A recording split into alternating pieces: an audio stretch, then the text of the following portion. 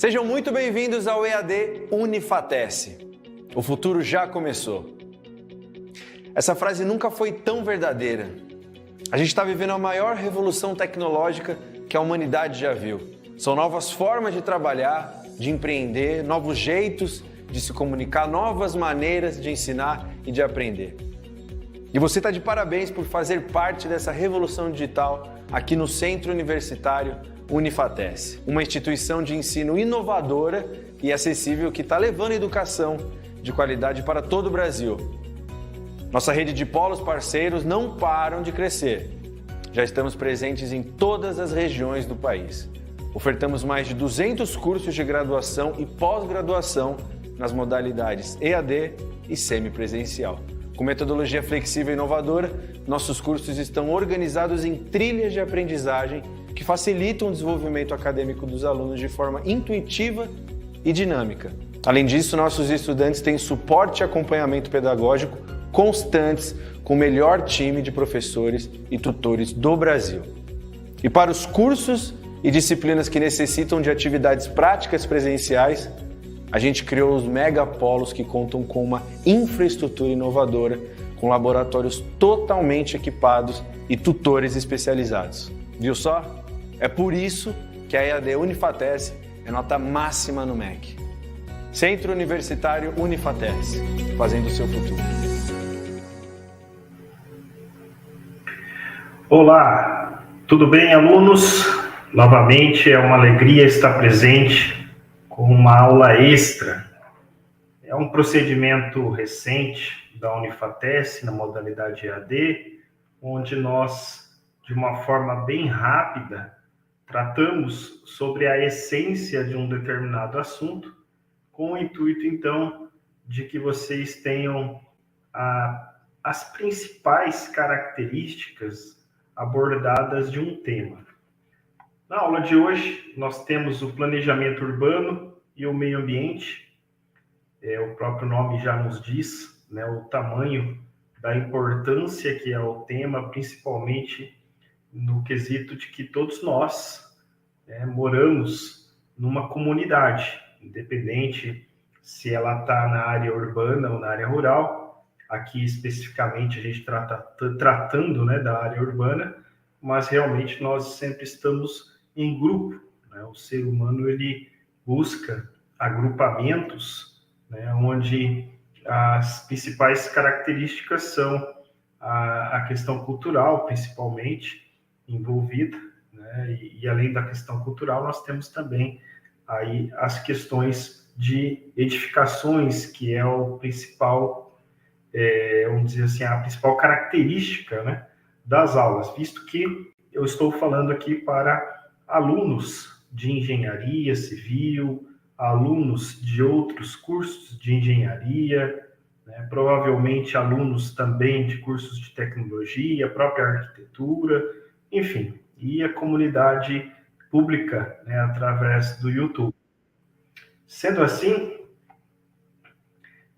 já me apresentei, sou coordenador de cursos de engenharia civil, engenharia elétrica, sistemas biomédicos da Universidade da Unifatece, e vamos adiante. Bom, o planejamento urbano, ele tem aí o intuito, né, de idealizar e buscar soluções, principalmente para você melhorar o aspecto urbano, né? E o principal motivo de estar melhorando o aspecto urbano é você ter uma melhor vida, uma melhor qualidade de vida. Então, se os homens, né, as comunidades, elas buscam esses agrupamentos, quanto melhor for as nossas ideias e as nossas resolutivas para com este centro urbano, né, melhor nós vamos ter aí essa qualidade de vida, como já dito.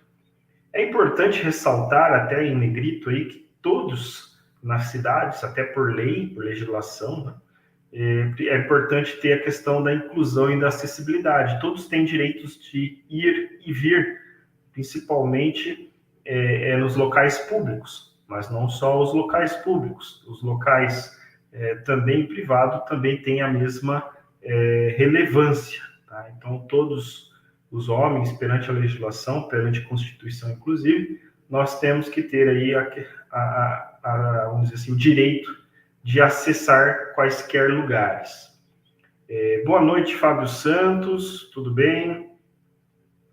Está falando de Manaus, bacana.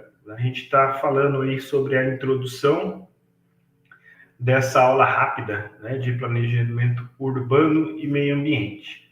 Tá, então, esse é o conceito de planejamento urbano. Visto o conceito, nós precisamos tratar de uma forma muito rápida aqui duas situações, ou até duas legislações, que é o plano diretor e o Código de Obras. Obviamente, a gente poderia trazer aqui aulas e aulas para falar especificamente sobre a importância e também as resolutivas que tratam o plano diretor e também o Código de Obras. Mas, de forma generalista, tá? Ambos trazem previsibilidade no ato de construir. Isso quer dizer que você, tendo um padrão e também processos e procedimentos para seguir, você traz, então, uma fidelidade, uma previsibilidade, uma forma de seguir, né? Ou seja, os projetistas, as pessoas de modo geral, vão ter que seguir estas leis. Também é importante para garantir os padrões, como dito, alterações externas da edificação, ou seja, tudo que é tratado fora de uma edificação, né, externa, são vistos pelo plano diretor. Tudo que é tratado internamente a essa edificação, do ponto de vista de ambientes e detalhes construtivos, vão ser tratados, então, no Código de Obras. Então, é legal ter essa diferenciação, tá? Tem outras, mas talvez esse seria o ponto principal, tá? Então, externo à edificação, plano diretor. Interno à edificação, Código de Obras. O plano diretor, ele é específico de cada cidade. Quer dizer o seguinte, que se eu tiver um plano diretor de uma cidade, vou pegar como exemplo São Paulo, capital, ou um outro plano também, no caso aqui da sede da Unifatesc no noroeste do estado do Paraná, de Paranavaí, esses planos, eles são distintos. Quer dizer que eu não posso simplesmente pegar um plano diretor desse pronto como lei e tentar aplicar numa outra cidade, porque eu tenho vários aspectos para serem levados em consideração. A própria forma de construção, a cultura envolvida, enfim, tem várias situações que são inerentes à localidade. Então, você não pode simplesmente trazer uma lei, no caso, um plano diretor de uma cidade e tentar aplicar em outra.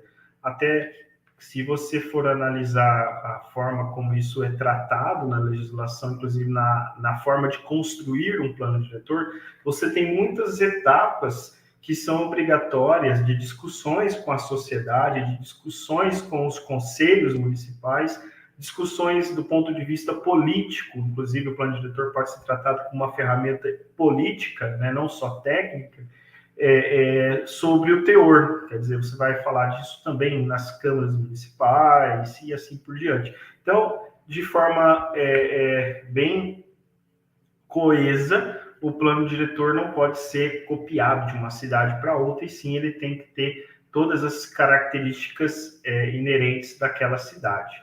Boa noite, Eloy, boa noite, Maria, boa noite, Fábio. Bacana, né? Eu já havia falado com o Fábio. A gente está falando muito rápido aí, é uma aulinha extra sobre a questão de planejamento urbano e meio ambiente. Então, eu te falei um pouco no início ali sobre o conceito, né, de planejamento urbano, e aqui a gente está entrando de uma forma bem pontual no plano diretor. Ainda é interessante que a legislação sobre o plano diretor ela é obrigatória para cidades acima de 20 mil habitantes. Tá? Então, esse aí é o limite. 20 mil habitantes para cima, todas as cidades são obrigadas a ter essa lei municipal. Tá? Como eu falei, seguindo sempre uma série de procedimentos para que isso ocorra. E o Código de Obras? O Código de Obras, né, qual é a importância do Código de Obras, até antes da gente falar especificamente dele? O Código de Obras é ele que vai trazer a segurança do ponto de vista municipal, enquanto políticas públicas, para as edificações de uma cidade. Quer dizer, haverão critérios na arte de construir, na arte de edificar. Então, o Código de Obras, com certeza, é uma legislação importantíssima para o crescimento, para o desenvolvimento, né, de nossas áreas urbanas. Bom, como dito, também é uma lei municipal, todos os projetistas têm que seguir. É aqui que nós vamos ter informações complementares internas à sua edificação. Por exemplo, questões de iluminação interna, de espaços internos da edificação. É aqui que nós vamos analisar a edificação desde a fase de projeto no quesito da aprovação, tá? Até a fase final, a fase de término de obra, ou seja, a construção pronta, né? Então, vamos colocar assim, todas as etapas construtivas, desde o ponto do planejamento, que está o projeto, o Código de Obras ele tem intervenção.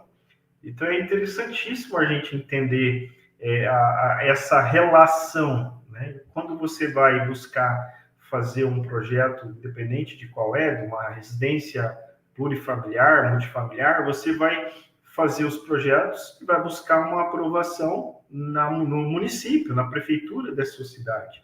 E a partir de então, tem lá as etapas, né, de análise, seguindo critérios do próprio Código de Obras.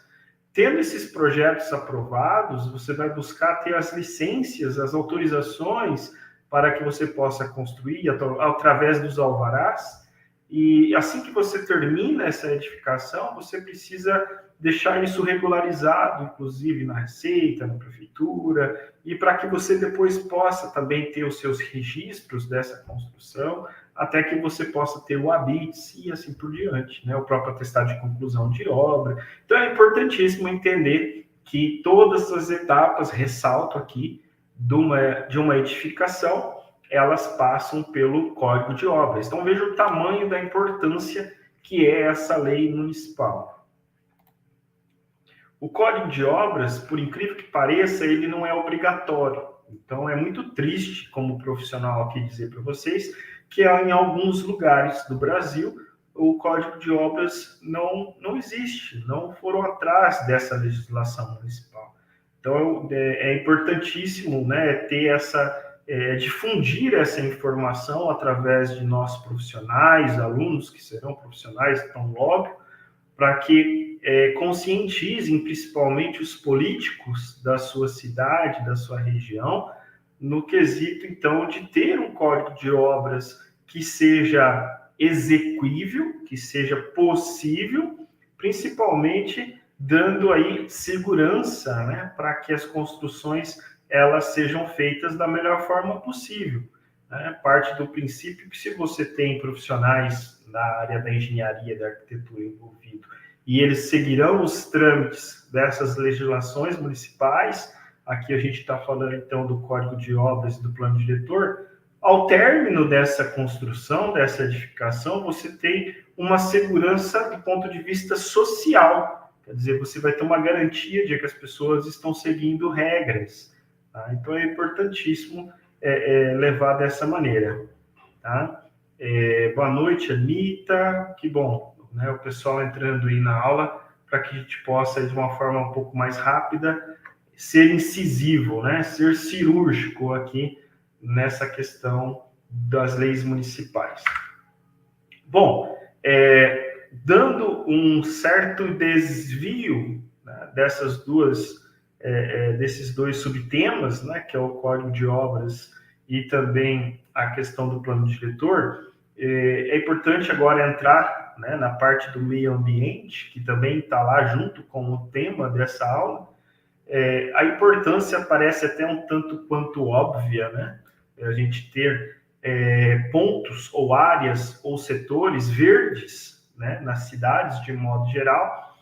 Não preciso nem entrar ou aprofundar aqui a importância disso do ponto de vista da qualidade de vida, do ponto de vista também biológico, né? Para que você mantenha sub- e ecossistemas saudáveis, né? Para as pessoas.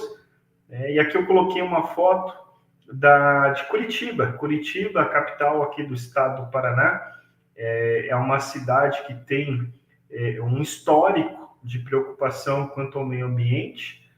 Nessa foto aí nós temos o Jardim Botânico, tá? Então, é uma cidade aí metropolitana, né, de muita gente, né, de um grande índice de população, e você tem esses nichos, esses espaços públicos, esses locais de proteção, inclusive, para que você possa trazer aí o bem-estar para as pessoas. Ainda é importante colocar alguns exemplos, né, quanto à necessidade de ter esses espaços. Então, por exemplo, controle da poluição do ar e índice de umidade do ar e acústica. Tá? Então, esse aspecto verde vai auxiliar nesse sentido. Aumento do conforto ambiental, estabilização de superfícies por meio da fixação do solo pelas raízes das plantas. Quer dizer, as raízes das plantas, elas auxiliam a segurar, a manter coeso, firme o solo, evitando degradação, evitando erosão. Tá? Então, seria nesse sentido. Temos aí mais uma foto da cidade de Curitiba. Aqui tem o Parque Barigui. Até tem uma capivara ali, ó. Também é uma área muito bonita. Ainda nesses exemplos, temos a interceptação das águas da chuva no subsolo, reduzindo o escoamento superficial, o abrigo à fauna, proteção das nascentes e dos mananciais. Esse último lido, ele é essencial para a vida, né? Então, nós precisamos de muita água, não só do ponto de vista da água potável, né, que a gente utiliza no dia a dia, mas na água como um todo, para que realmente a cidade ela possa florescer através dos sistemas ambientais. Tá? Então, o uso da água é muito importante. E aí, análogo a esse uso da água, vem também a preocupação para que essa água tenha qualidade. Ou seja, se não houver um controle do meio ambiente, principalmente nesses pontos de nascente de mananciais, você pode estar poluindo esses locais e esses resíduos vão diretamente à água que nós utilizamos nas nossas casas.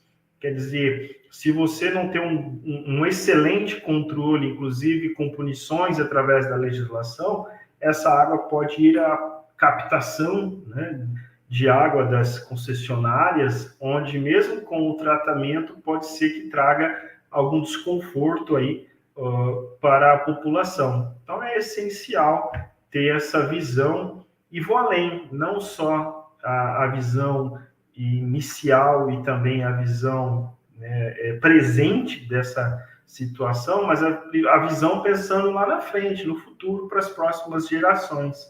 Então, se nós temos a preocupação enquanto técnicos, engenheiros e arquitetos e outros profissionais habilitados no quesito de fazer bons projetos e sempre estar complementando esses projetos na arte de edificar com as soluções, né, verdes, soluções ambientais, você vai estar perpetuando isso para as próximas gerações, inclusive na conscientização, que é muito debatida, né, principalmente nas escolas, né?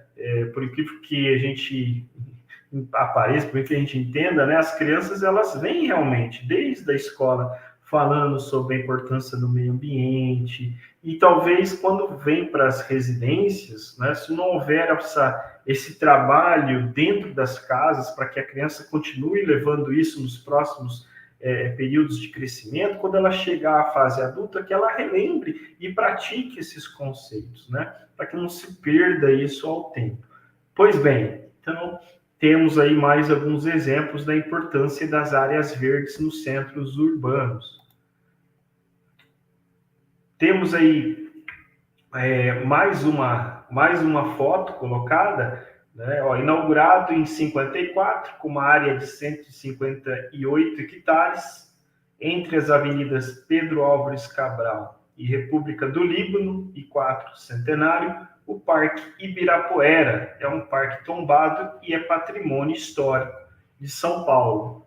Então, saindo ali dos exemplos de Curitiba, eu trouxe também um exemplo de um parque dentro, né, de uma capital, né, que é muito urbanizada, com índices de aproveitamento e de ocupação do solo lá em cima, né? Enfim, temos ainda mais alguns exemplos da importância das áreas verdes, como a organização e composição desses espaços no desenvolvimento das atividades humanas. Então, não só do ponto de vista social, mas também dando foco, né, ressaltando nessa parte social, a questão cultural, né? O Parque Ibirapuera é um centro que abriga diversas modalidades e situações e eventos, né, culturais, onde o foco daí é o meio ambiente. Então, numa cidade como essa, que a gente sabe que as pessoas elas têm uma vida muito corrida, muito tumultuada, né? Principalmente com problemas de planejamento urbano, né? Do trânsito, da segurança pública. Os parques, eles se tornam uma válvula de escape, quer dizer, né, nos finais de semana, ou as pessoas, quando têm um certo tempo, podem buscar essas regiões para trazer um pouco de tranquilidade, sair um pouco daquela rotina, né, maluca que é São Paulo, para que você possa ter aí vamos dizer assim, um alívio e voltar até aquela rotina usual. Vamos lá. Ele é um dos pulmões verdes da capital de São Paulo, sem contar que é utilizado muito para recreação e eventos. Quem está nos dizendo isso? A Agronomia Unifatese. Com certeza, com certeza. Sempre que nós temos a vegetação, o meio ambiente em foco, né, a troca dos gases, a melhora, né, do ar em si, com certeza é relevante. Além disso, temos a valorização visual e ornamental do ambiente, quer dizer, o parque, além de ter esses objetivos já ditos, né, essas áreas verdes, elas podem também valorizar os espaços do ponto de vista urbanístico. Então, sabe-se que quando você está estudando, né, essa questão de ocupação do solo e até a arte de edificar do ponto de vista do planejamento urbano, a diferenciação das construções, a mistura dos objetivos das construções para com o uso das pessoas, faz com que a somatória traga uma sensação de bem-estar, né? Tá bom? Então, isso é muito interessante. E a recreação, como a gente já havia dito. Aqui em Belém tem vários lugares, como pulmão, como áreas verdes, né, que auxiliam aí no desenvolvimento da cidade. Diz o nosso amigo Eloy.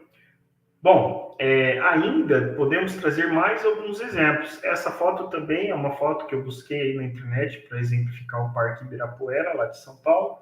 Então, temos organização e composição de espaços no desenvolvimento das atividades humanas, valorização visual e ornamental do ambiente e a recreação, né, que já foi até falado aí. Saindo um pouquinho agora desse nicho ambiental e entrando ou retornando, né, para a questão de planejar, do planejamento urbano propriamente dito, não teria como, né, dentre 15 a 20 minutos, né, a professora Michele, a nossa tutora de alguns cursos, que trabalha diretamente comigo, me disse, Fábio, você tem que buscar fazer essa aula de 15 a 20 minutos. Eu já extrapolei, já estou em 22. Mas eu vou usar mais alguns minutos para a gente concretizar esses conceitos que eu entendo que é importantíssimo. Pois bem, Brasília, não teria como deixar Brasília de fora. Então, a construção de Brasília ocorreu no governo do JK, entre os anos de 56 e 60, com a intenção de tornar ela a capital do nosso país. essa cidade, ela foi planejada, então, para ser a sede aí, né, da capital. Planejar, ou uma cidade planejada, é muito interessante, pois você lidou, o engenheiro, o arquiteto, enfim, as pessoas, porque todo mundo lembra do Oscar Niemeyer, mas todos envolvidos nessa multitarefa da época puderam fazer um rascunho e concretizar projetos, né, do zero. Isso é muito, muito interessante.